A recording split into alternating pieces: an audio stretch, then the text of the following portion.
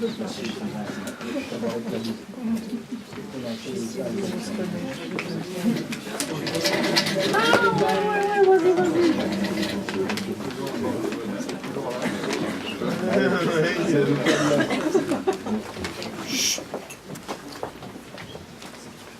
savez, moi j'ai voulu être chauffeur de taxi. Ça me plaît. Mais avant j'étais un flambeur, un gros fêtard. Vous allez sur Cannes ou Monaco des fois? Moi j'y allais tout le temps. Là-bas c'est les Italiens qui mènent la danse. Pour ça les Italiens ils savent mettre l'ambiance. Et puis à Monaco ils n'hésitent pas. C'est les Rital riches qui y vont. Il y a des Ferrari à gogo, alors forcément les femmes elles vont à Monaco aussi. J'ai rien contre les femmes, hein. C'est juste qu'elles aiment bien l'argent. Quand t'as un yacht ou une belle voiture, tu peux être sûr que les femmes seront au rendez-vous. Et puis c'est des belles femmes. Elles ont vraiment un charme particulier, je sais pas comment le décrire. En tout cas, c'est pas des femmes qu'on croise comme ça dans les rues en pleine journée. À Monaco, elles sont bien habillées, élégantes, tout ça. J'avais une Porsche, moi. Et ouais. Bon, elle était d'occasion, mais j'avais un certain style avec. C'est grâce à ça, je pense, que j'ai rencontré ma femme. Je pense, hein. Je pense. Mais maintenant, je l'aime plus. Elle m'aime pas non plus. Enfin bon, je vais pas la quitter maintenant. À son âge, ça se fait pas, quoi. C'est trop tard pour ça. Ça me manque quand même, ces soirées. Vous allez dans des boîtes comme ça? Vous êtes jeune, alors c'est sûr. En tout cas, vers Monaco, c'est sympa, je vous le conseille. Vous savez, moi j'ai une devise. On n'a qu'une vie, alors il faut en profiter à fond. C'est ce que j'ai fait pendant 30 ans. Maintenant, je suis bientôt à la fin de ma vie, mais j'ai profité. Les soirées, les femmes, les belles voitures, c'est ça qui fait le bonheur. Moi, j'adore conduire, c'est un truc qui me plaît vraiment. Quand on est taxi, on rencontre plein de gens. Mais avec tout le boulot que j'ai, Monaco, c'est fini. Mon fils va reprendre le business. Pour l'instant, on fait moitié-moitié, on se partage les heures. Lui, il va traîner vers Cannes le soir, mais c'est moins sympa. Je trouve que c'est plus des vieux qui y vont, vous voyez. Là, je me dis, mon gars, c'est tes dernières années, alors profites-en encore un peu. Mais vous avez vu ma voiture, c'est pas vraiment le style de la ville. Enfin, de toute façon, j'ai une femme, donc je peux plus séduire. Vous voyez, je vous déconseille de vous marier. On peut pas profiter après. Ma femme, j'aurais dû l'épouser plus tard, mais c'est elle qui voulait, alors comme elle était belle à l'époque, j'ai pas pu dire non. Au fait, je vous fais le tarif de nuit, ça vous va? Bravo.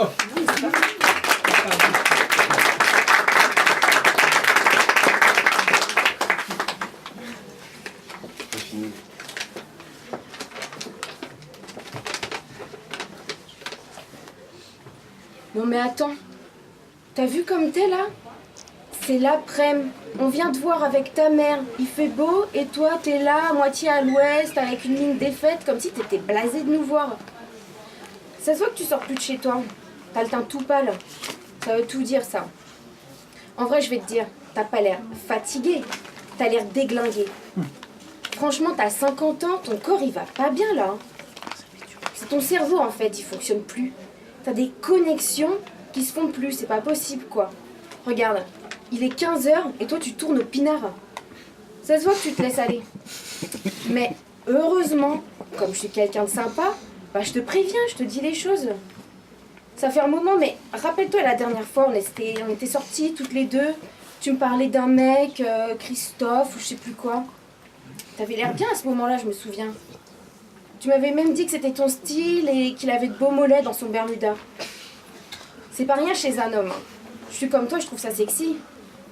Si tu peux te caser avec un beau mec, aux mollets bien musclés, ça serait le rêve. Je sais que t'as divorcé il y a quoi? Bientôt 5 mois. Mais ça ferait plaisir à ta mère si tu te casais avec Christophe. Surtout s'il est beau. Et puis, vous avez à peu près le même âge, non? Franchement, à part ta grosse ride sur le front, t'es bien conservé, hein?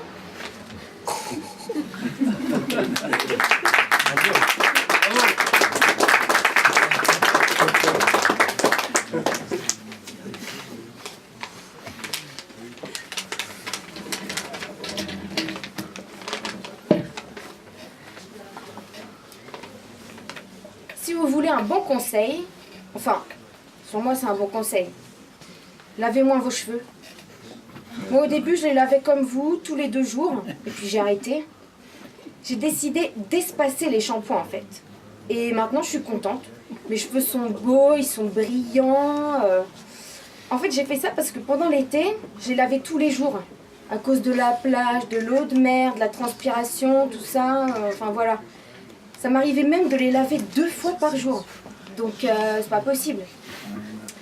Vous voyez, en gros, le crâne, il produit du sébum qui rend les cheveux gras. C'est un truc normal. Mais si on les lave trop, alors la peau, elle compense et ensuite ils sont sales tout le temps. Ça me donne limite des frissons de me dire qu'on peut avoir les cheveux gras tout le temps. Moi, je vous conseille de faire comme moi et d'espacer, hein. En plus, avec la quantité de cheveux que vous avez, le shampoing, ça doit y aller. Ça vous prend du temps à les laver, non? Parce que vraiment, vous en avez beaucoup. Et en plus, ils sont épais et puis ils sont longs, quoi. Au pire, si vous craquez au bout de 2 jours, vous pouvez juste les rincer au lieu de les laver.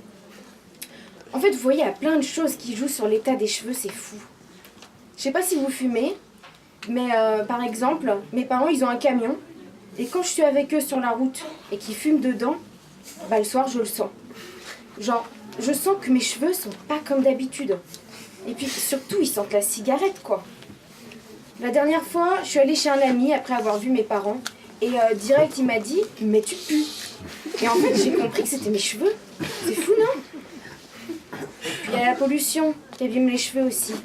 Ça, c'est sûr. Après, vous pouvez tenter un truc. Moi, je le ferai jamais. Ça, c'est sûr. En fait, c'est une cliente qui avait les cheveux sales tout le temps. Elle a décidé un jour de plus laver les cheveux. Vous devinerez jamais pendant combien de temps elle a fait ça. Pendant 1 mois. En fait, elle me disait que le plus dur, c'était la première semaine. Ses cheveux sont devenus hyper gras et ensuite, ça a été limite l'inverse. Comme si ses cheveux s'étaient fait à l'idée d'être sales et ils ont arrêté de produire du sébum. Je vous dis, je le ferai jamais.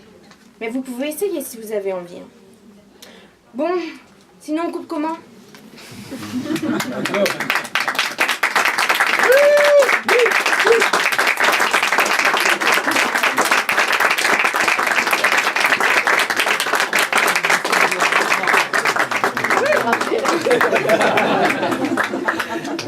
Merci Rosette. Alors maintenant c'est Benjamin et Prati de l'autre côté, conférence Gnoso. Diaz, non Diaz.